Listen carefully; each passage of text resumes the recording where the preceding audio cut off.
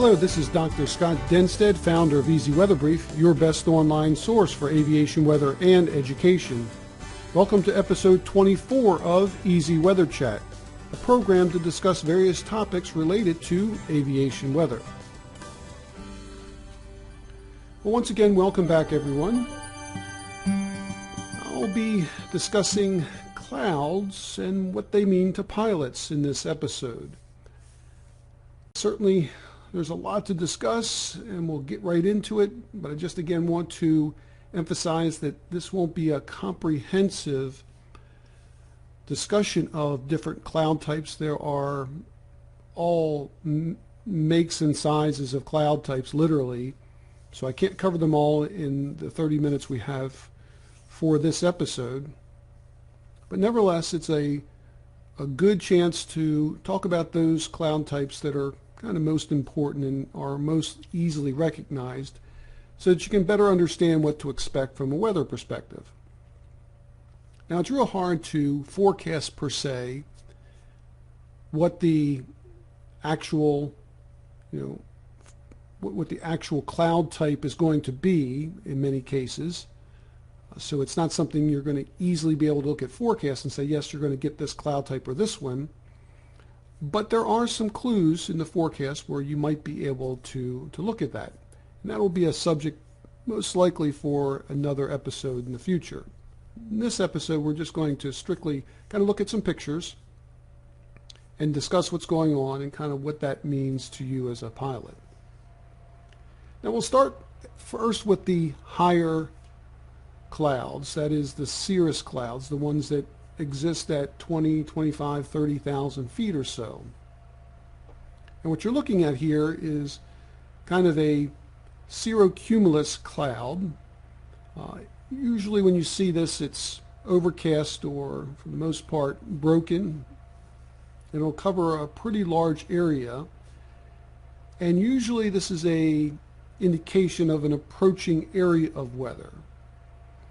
And so when you're flying along, generally this is a good thing to see because you're not in any significant weather, but also the fact that it tends to block out sunlight and as a result kind of keeps the atmosphere below it fairly stable. Can't really say for sure what the lapse rates are going to be, because even though if you have a overcast deck like this, you still get a lot of radiation that penetrates from the sun down to the earth and heats it up, so you can still get some kind of surface-based turbulence out of this, but it's not necessarily going to be really bumpy as you would have when you have clear skies.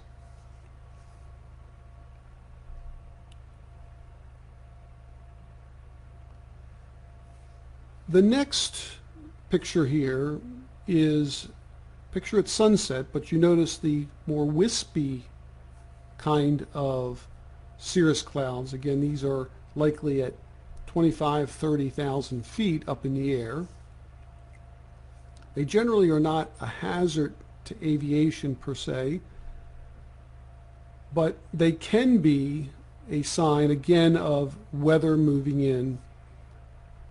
And you can't really tell in this particular case, you can't really tell where that weather's moving from. You would have to essentially look on the prog charts and see how that weather is moving in. But in general, this is a good indication, again, that you have some weather moving in over the area. Normally when a weather system moves in, the higher cloud tops kind of start first and they work their way down to lower and lower and lower cloud heights, I should say, as that weather moves closer to you. So this is the first sign that something is getting close.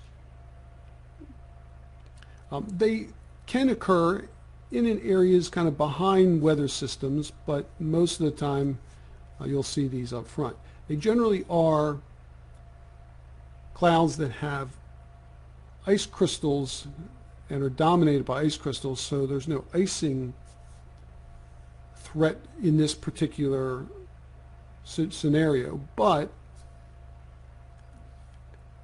the overall aspect of these clouds can indicate the potential for some turbulence.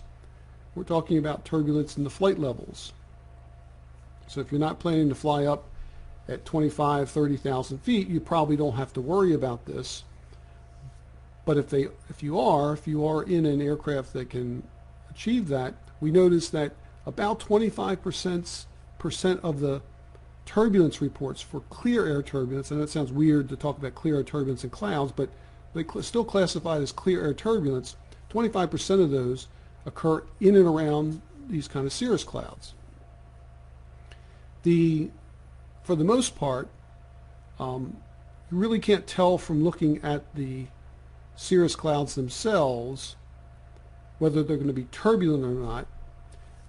But if you think about, for instance, in the case of contrails behind jets, if contrails tend to dissipate pretty rapidly, so a contrail, you may see it and it dissipates pretty rapidly, that's a good indication you have some turbulence in the flight levels. If that contrail kind of lasts for a long time, sticks around, maybe spreads out a bit, but doesn't do that very, very fast, usually that means you probably have some pretty calm air up there and little or no significant turbulence. So that's cirrus clouds, and I'll stay with that. So next you're going to see a lower cloud, in this case stratus clouds. Stratus clouds are usually clouds that are touching the surface. They can produce fog. In this particular case, there was a weather system moving in, so you can see the airport terminal area here as we were making a turn to land.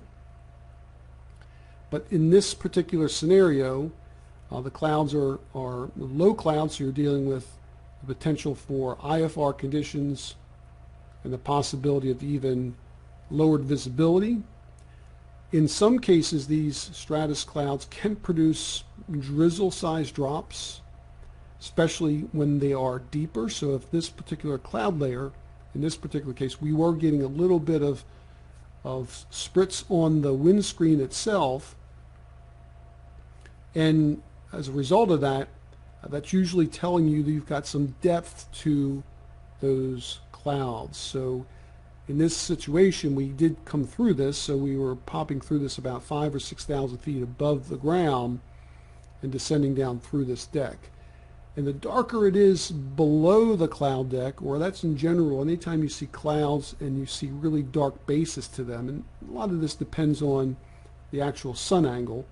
If you're in the early morning or late, the early evening when the sun is setting or rising, that's not usually a good way to measure this. But if it's a full sunny day in the middle of the day and the clouds themselves are pretty dark on the bottom, that just means that you have pretty deep clouds, more condensate in the clouds that's blocking out the sun.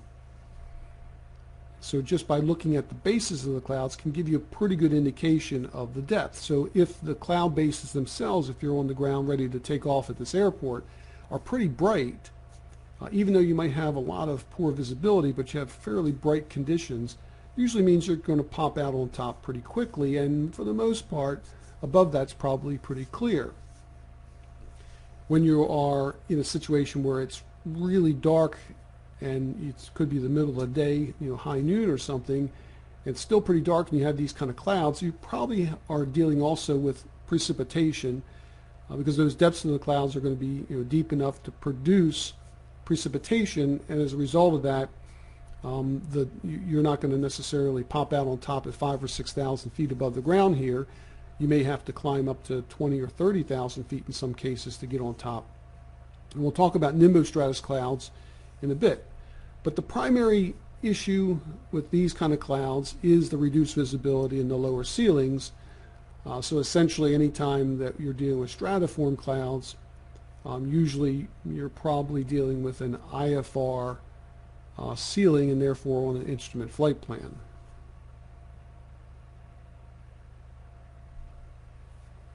Now you can also get stratus clouds that are very isolated in an area, usually due to radiational cooling.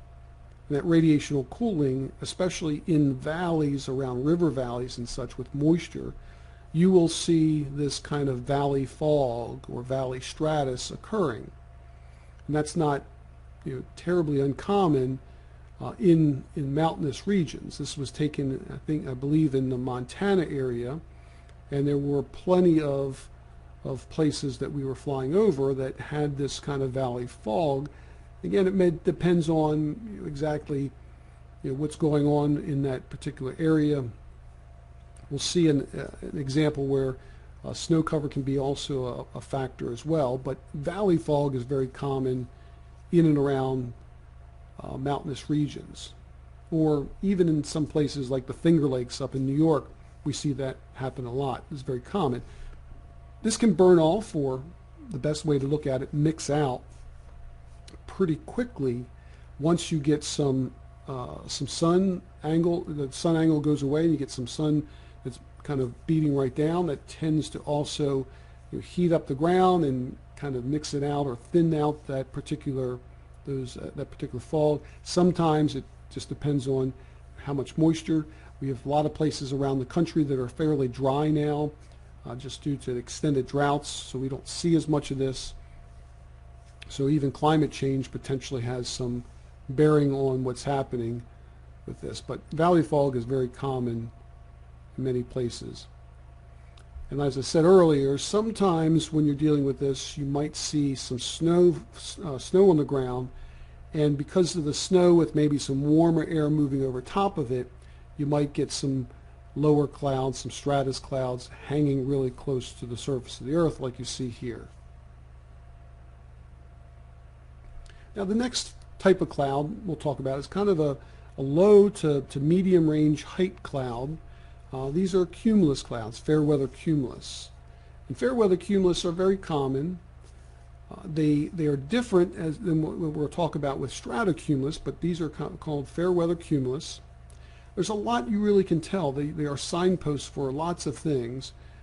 First of all, they generally occur and they're there because they're closer to the surface of the earth. Basically, the surface of the earth, due to heating, causes air to rise, expand, and cool, and eventually condense out in that somewhat unstable air near the surface. Now these clouds themselves can grow into more major clouds. We'll talk about towering cumulus or even cumulonimbus clouds. But these are kind of fair weather cumulus that we see a lot in areas, especially in the deep south or in tropical regions. This is very common to see. But one of the things I want to point out here, when you're flying along, usually in the cloud itself, you're going to get bumped around. You can get some light to moderate turbulence in these kind of clouds. So if you fly around them, don't fly through them, you'll most likely stay out of the turbulence. The kind of the blue sky in between all the clouds here generally is fairly non-turbulent. The best strategy here is to fly kind of above these clouds. So you notice that all these clouds, as you look down through this perspective here, most of them are all kind of the same height. There's some shorter ones and taller ones, but the taller ones kind of stay all kind of together. So this tells you that you've got some fairly stable air aloft. Not necessarily an temperature inversion kind of stability, but certainly a lower lapse rate, which is not allowing these clouds to grow significantly up into the atmosphere. So this is kind of nice to see, because if I'm flying in this situation, I'm going to probably climb a little bit higher, and that way I'll get into a situation where I'm flying 1,000 or 2,000 feet above these. And generally in most general aviation airplanes you can do this quite easily. And I know for a fact I'll be in fairly smooth air aloft. So this is kind of good signpost of where to fly and where not to fly in terms of turbulence. Again, I don't think there's any situation where you're going to get into some serious turbulence here, but certainly below these clouds, in these clouds, are going to generate some light to moderate turbulence.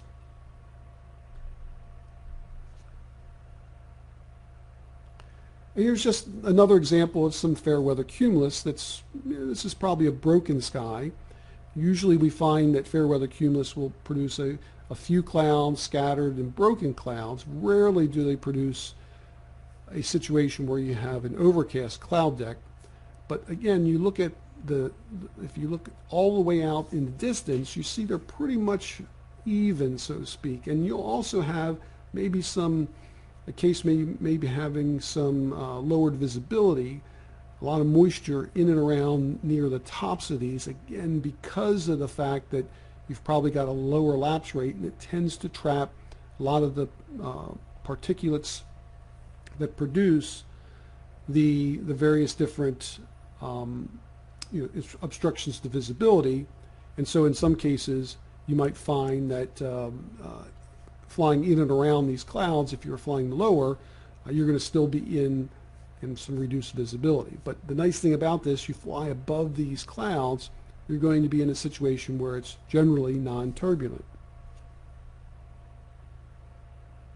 And this is a view from much, much higher. I was at 25,000 feet looking down again to some fair weather cumulus here.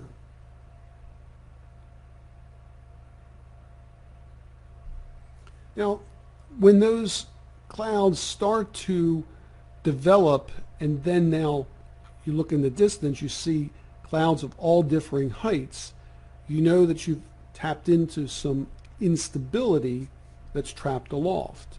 So before we were seeing kind of an evenness to the cloud tops. In this case, that's not the case. So these are building or towering cumulus that are starting to tap into the more instability that's occurring. And certainly the earlier pictures of the fair weather cumulus can eventually turn into, as again the heating of the day changes how the lower part of the atmosphere is poised in terms of instability, and then that can translate to some upper level instability, or at least essentially allowing for clouds to grow much higher. And then finally, they get into something where you can see some really hard edges to them, and you're flying at 10, 15,000 feet, and you have to look up to the top. The growth is well beyond a depth of 15 to 20,000 feet with some towering cumulus. These are going to be really significant in terms of turbulence. You may find yourself in a situation where you're getting bumped around. You could actually be in a situation where you get turned upside down in some pretty significant updrafts.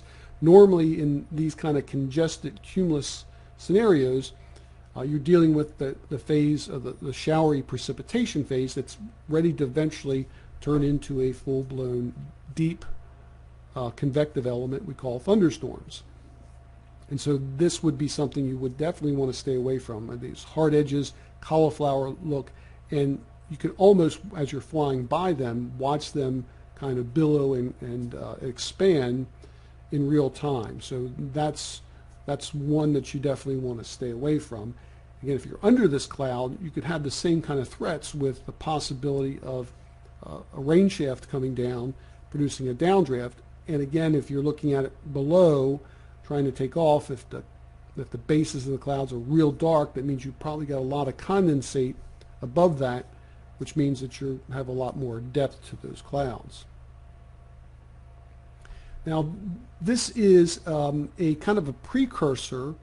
I took this while I was at Oshkosh, right before they had this significant weather event in the overnight hours.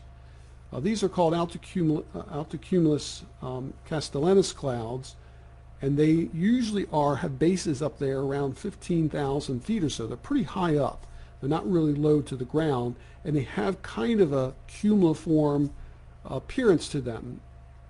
And usually if you see these kind of earlier in the morning, these can kind of give a hint that later in that afternoon and early evening, if you can you get the ground pretty warm throughout the day, it can tap into essentially what is some instability aloft. And so this just again gives you that there's some really good instability aloft, and again you're going to eventually attach that to the ground heating that's occurring, and the two can connect at some point in time. This is really not the best of pictures. You might see them look more like this. Again, these are much higher base clouds, but they have a puffy or cumuliform kind of element to it. And if you see these in the late morning, early afternoon, These are good indications if you can get some good heating of the day and there's a possibility of some convection going on, that this can connect that energy at the surface with the energy that's stored aloft.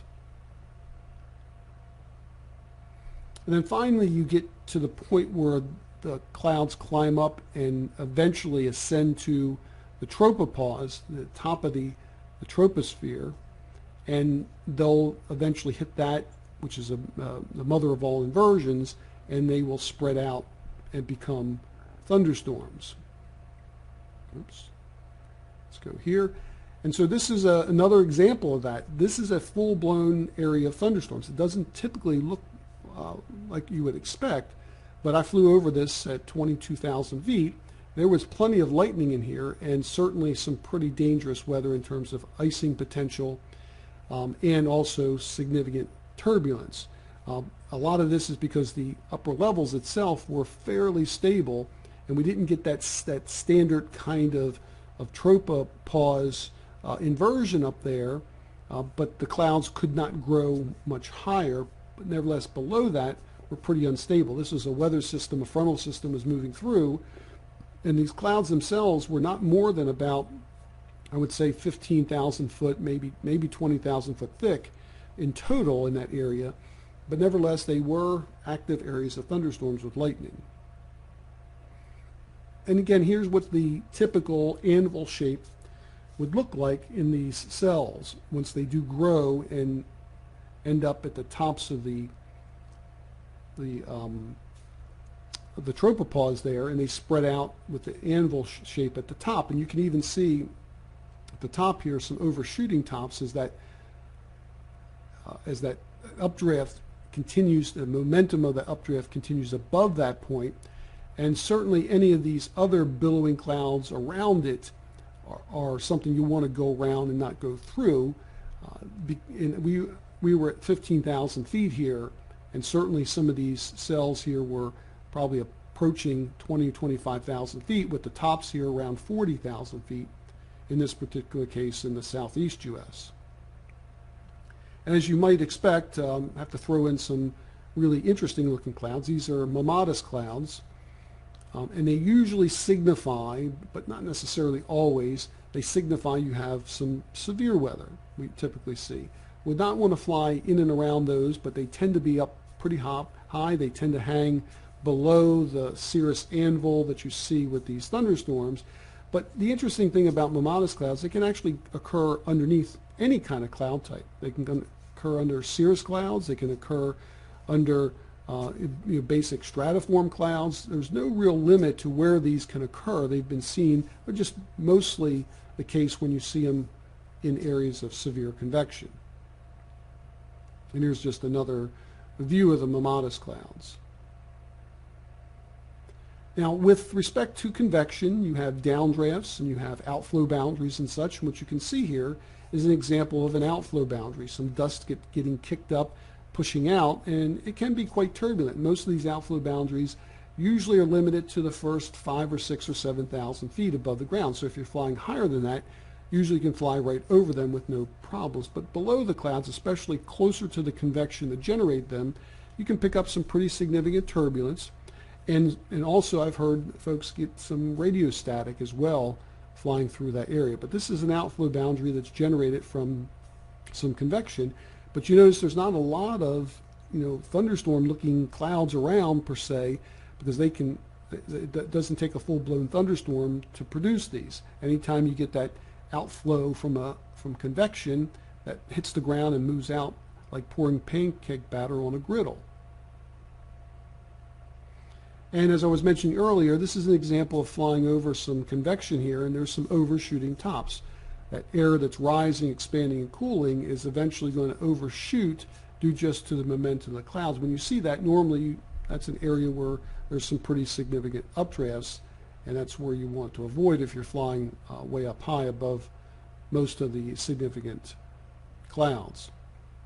Again, this is a rain shaft coming out of the base of a very isolated area of weather. You definitely don't want to fly under, if you can, fly under any type of convective clouds. There was no lightning in any of this per se, but it was definitely a a case where you have air that's flowing out of that cell, and as a result of that precipitation, you can get some cooling effect going on, so that precip itself starts to evaporate, produces denser clouds or denser air, and that denser air continues to fall more rapidly, and as a result of that, you can get a pretty significant downdraft in these as well.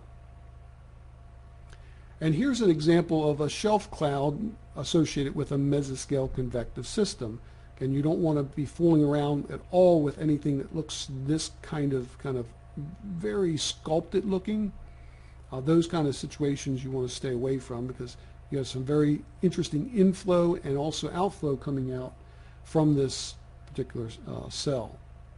And here's another example of a shelf cloud I took a picture of. And now you also see Virga. I know a lot of pilots tend to say Virga is bad, but not all Virga is problematic. So if it's associated with some kind of very, let's call it just a very weak areas of, let's say convective activity as in thunderstorm activity, but certainly weak areas of weather. Sometimes we get some snow Virga, if you will, that comes out of clouds. It's fair weather kind of precipitation that's going on, nothing serious. But if there are thunderstorms or deep convection in the area, it's a good idea to stay out of any significant areas of Virga per se. And here's an example. There wasn't any convection in the area, and you can see in the distance here, this was out of, I think it was in the Denver area here, and you look out in the distance and you saw what essentially looked like some Virga coming down.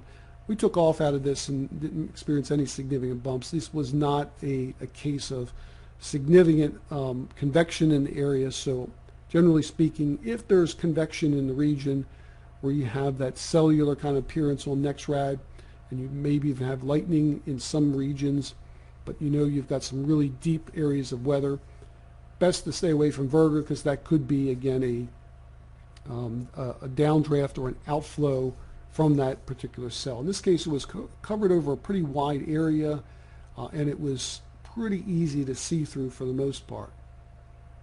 Now, the last kind of cloud type here is what's called a Stratocumulus cloud. And Stratocumulus are kind of neat because when you look out over them in the distance, they kind of have an even appearance, but they're a little bit lumpy or quilt-like, you know, kind of mashed potato look on top. But they overall they're pretty even, and they generally are overcast. Although you can have situations where you have scattered or even few or broken Stratocumulus clouds, but they generally cover a pretty large area, sometimes well over 1,000 miles in some cases. They are something that generally comes in behind a cold front, not maybe right behind it, but a couple hundred miles behind the front.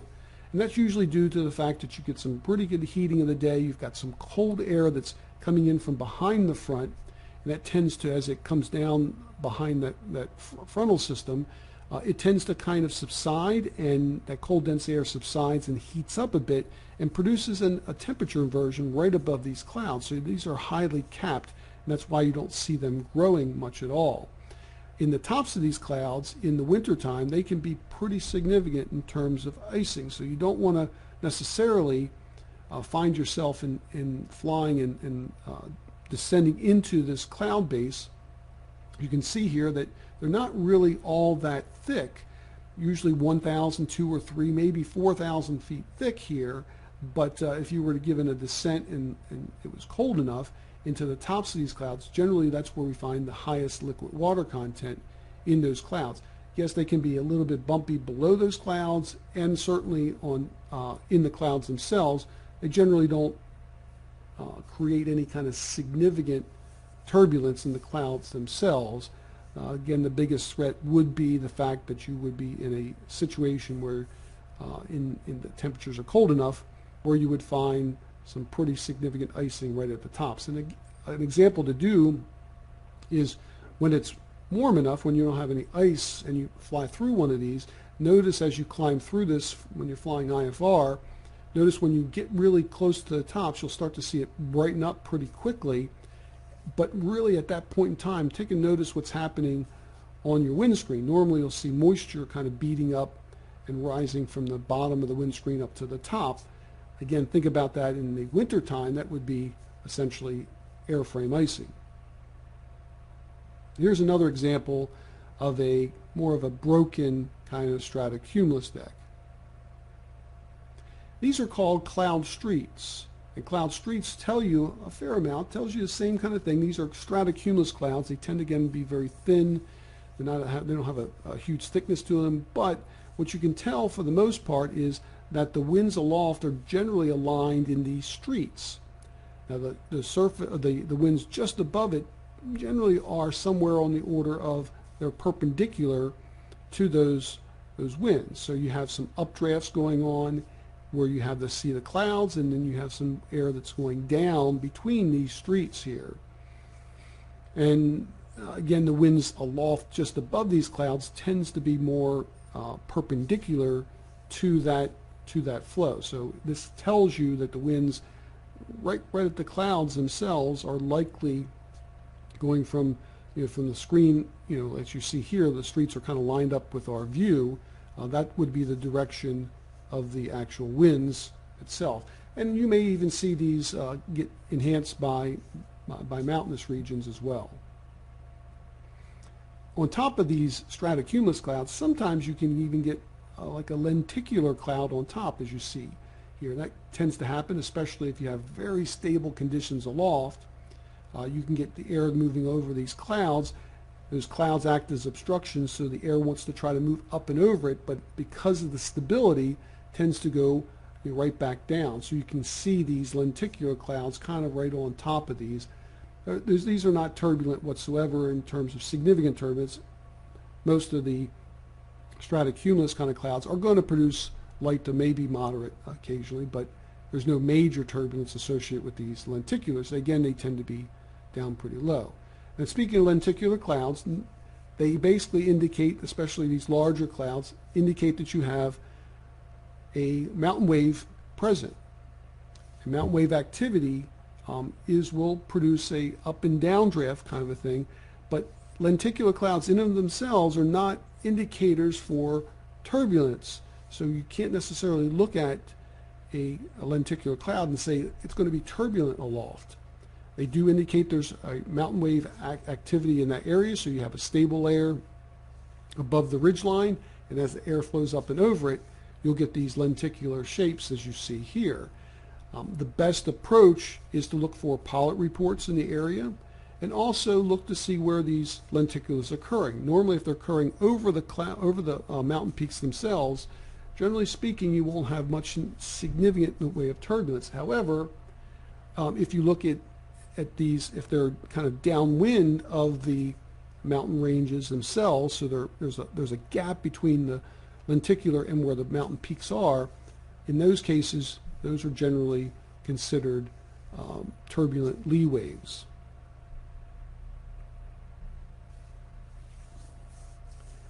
And this is what's called a nimbostratus kind of cloud. Nimbostratus generally are clouds that produce precipitation, usually pretty light precipitation, sometimes moderate. And they can have, typically as you go up in the atmosphere, they will be layered. So I'm showing here kind of being between layers. Right now I'm not picking up any precip on this particular scenario, but in a short distance we ended up in some precipitation. But most of the time in nimbostratus, it's generally light turbulence to moderate turbulence sometimes. They can extend from the surface all the way up to 30,000 feet. You can usually, they're associated with a fairly major weather system for the most part, but not necessarily the most significant in terms of severe or extreme turbulence. But you can pick up some pretty significant icing. Where we were talking about stratocumulus, where the cloud tops themselves have a fair amount of icing in them. Sometimes nimbostratus, the bases of the clouds, can actually have the most significant ice associated with them. But the nice thing about these is that if you change altitude, you can usually find a layer that doesn't have any moisture in it, like you see here. And here's another cloud type called a Kelvin-Helmholtz or KH wave type, and you'll see that kind of the almost looks like some waves that are in the ocean kind of curling and crashing.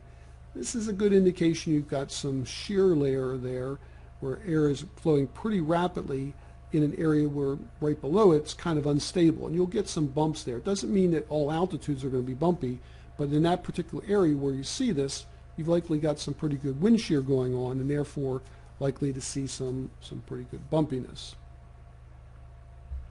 And here's an example of smoke. This was out in the Arizona area in Sedona, and we were noticing in the distance a fair amount of forest fires and smoke in that area. And generally, depending on exactly what's happening with the instability of the atmosphere, it's not uncommon to see smoke kind of, especially in stable conditions aloft, kind of trapped at a certain altitude. It's really hard to tell that per se. You can look at a SCUTI diagram and may be able to figure out where the tops of that smoke are located, but if there's a fairly good stability layer there, generally that's going to be trapped pretty low. These are Undulatis Clouds. I'm not going to talk too much about them. They just are weird looking clouds. They have a tendency to kind of look like they've been sculpted. They're very smooth kind of thing. They could be turbulent in those clouds themselves. They generally are fairly harmless otherwise, unless you're dealing with some icing situation. But in these cases, most of these are not all that dangerous for pilots, but they are interesting to look at for sure. The glory that you see on a cloud means that you have, for the most part, you're dominated, that cloud top is dominated by liquid water. And if the temperatures are cold enough, you can expect a descent into a cloud like that to most likely pick up ice. So glories are a good indication you've got liquid in the clouds. Doesn't mean icing, could be warmer than that, but if the temperatures are cold enough, flying into these clouds can certainly produce some ice. And last but not least, I wouldn't be right if I didn't show a tornado. So one of my customers sent this to me. This was in the Colorado area, and that's obviously a vortex from a tornado, and most of us know what to do when you see that. So that wraps up episode 24 of EZWxChat. My name is Dr. Scott Denstead, and as always, I hope you enjoy the simplicity of EZ Weather Brief.